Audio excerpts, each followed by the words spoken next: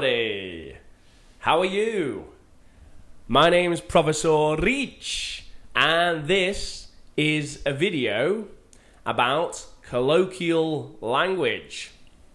So, one of the most popular requests that I have for videos is to make videos about colloquial language.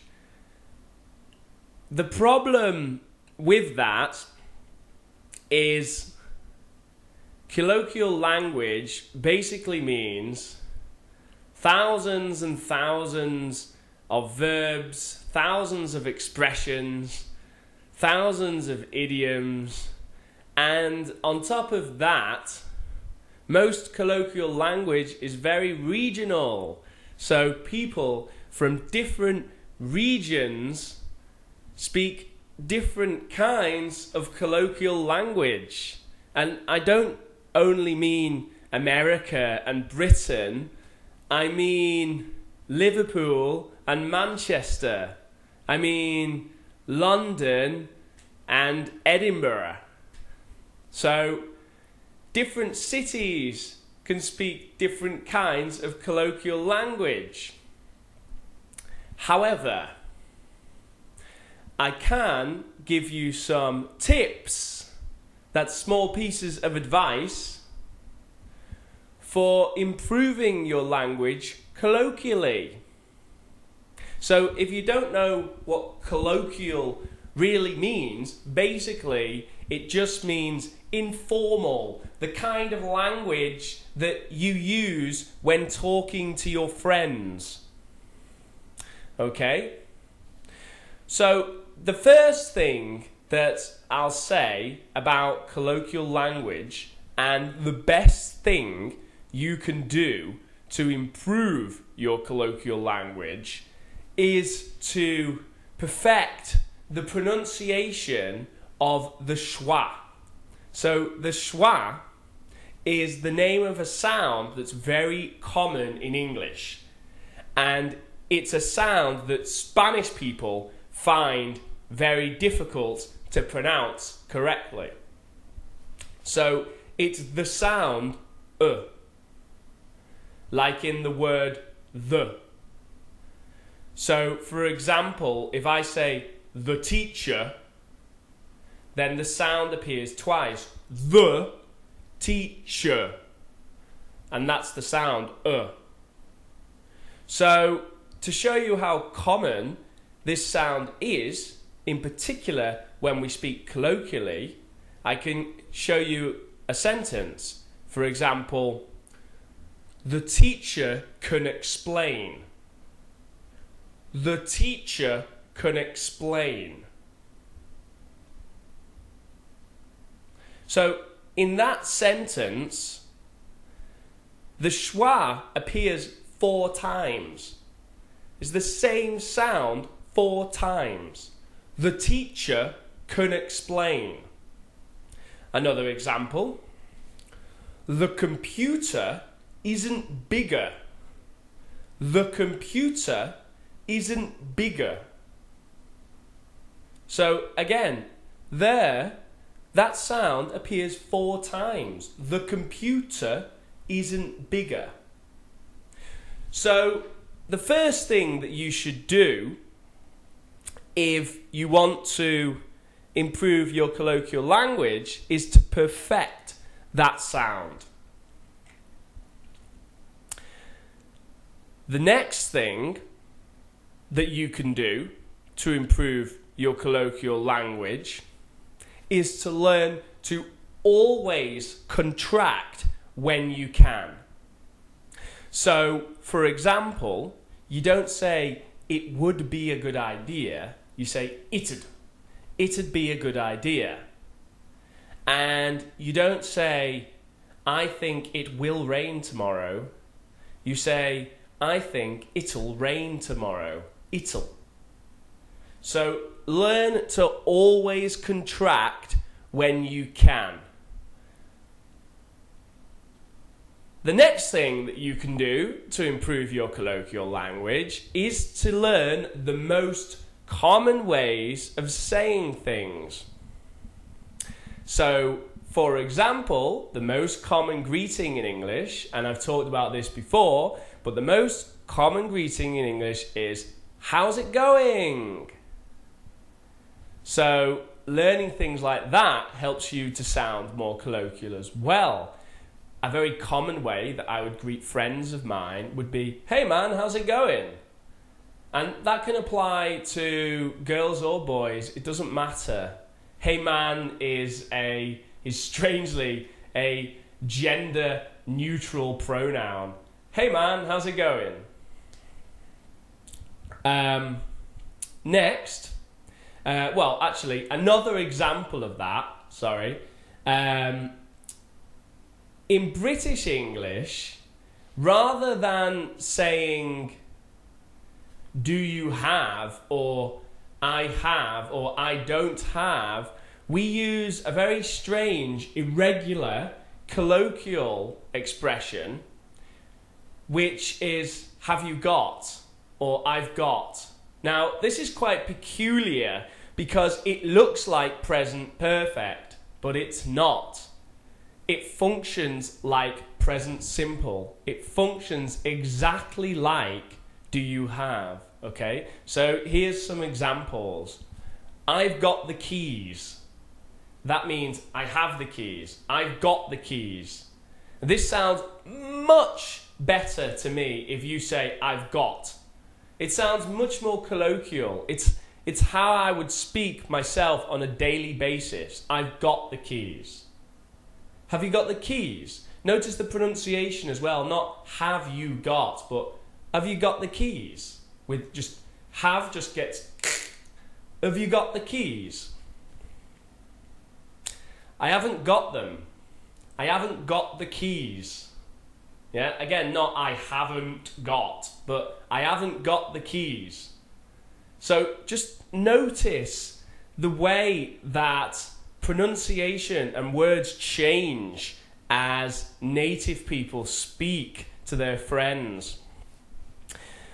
Now this same structure you can actually use for obligation as well. So for example, if you were to say something like, I have to go to work, in that situation you can also use have got, and you can say, I've got to go to work. I've got to go to work. Have you got to go to work? Yes, I've got to go to work. So again, we're using have got instead of do and have. You can even use the same structure for deduction. So this would be, for example, saying something like, you've got to be kidding, or you've got to be joking. This would be like, debes de estar bromeando. You've got to be joking. Okay, so learning little things like that and then using them can make you sound a lot more colloquial. Okay? But first, pronunciation, and then learn the expressions. So, in summary, if you want to improve your colloquial language, the first thing to do is to improve your pronunciation. Listen to the sounds that natives make and practice making those sounds, okay? Practice the schwa. Get the sound right. Teacher, the teacher, okay? Notice the word stress, okay? The schwa never has word stress. Word stress is like la acentuación. So the schwa never has word stress. So it's the teacher, teacher, okay? Computer, computer, okay? So practice that sound and practice that pronunciation, and that can make you sound much more colloquial, much more native in the way that you speak. Then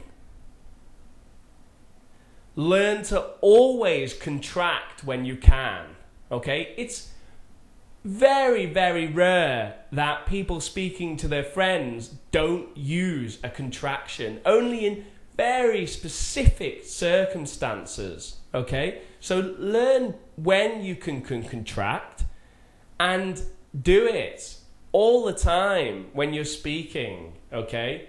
More or less, do it all the time when you're writing as well. But when you're speaking, definitely do it all the time, okay? Even sometimes when something is written and it's not contracted, we still contract when we speak, okay? So we contract everything we can when we're speaking. So learn to do that, and that can help make you sound better. So that's the second thing to do. The third thing to do is to learn colloquial expressions. So this would be like have got instead of do and have. So have you got to go to work today instead of do you have to go to work? I've got a pen. Have you got a pen? Instead of do you have a pen and I have a pen. Okay, learning expressions like that. Also learning things like I reckon instead of I think. I reckon we should go to the cinema today instead of I think we should go. Okay, so learning expressions comes at that stage. Finally, you can learn some idioms.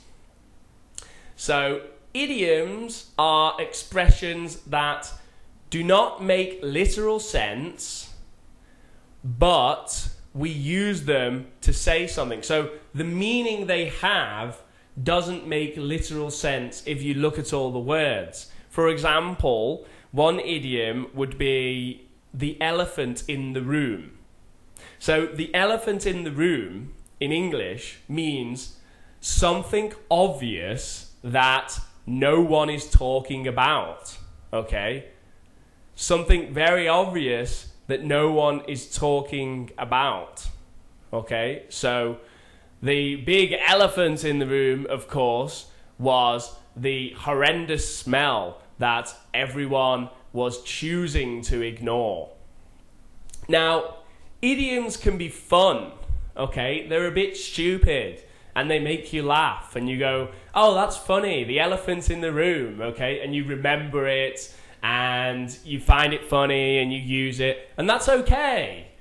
But really, it's the last thing you should think about doing, okay? It's something you can do it if you find it fun, if you find it interesting. Sure, learn some idioms, but it should not be your priority, okay? Pronunciation is much, much more important than learning some silly idioms, okay? I know they're fun, and yeah, okay, learn some. If you see one that you like, of course, learn it and use it. It's fun. Pronunciation, priority, okay? Right, so I hope that made more sense than I think it did. This video was not very organized, I'm sorry. This is actually take 2, the second take. And I don't think I'm going to do another one. So I hope it all makes sense. Please leave comments, like the video and all that. If you have any questions or you would like me to do a video on anything else, then please leave a comment below the video and I'll see what I can do. Thank you so much for watching and catch you later.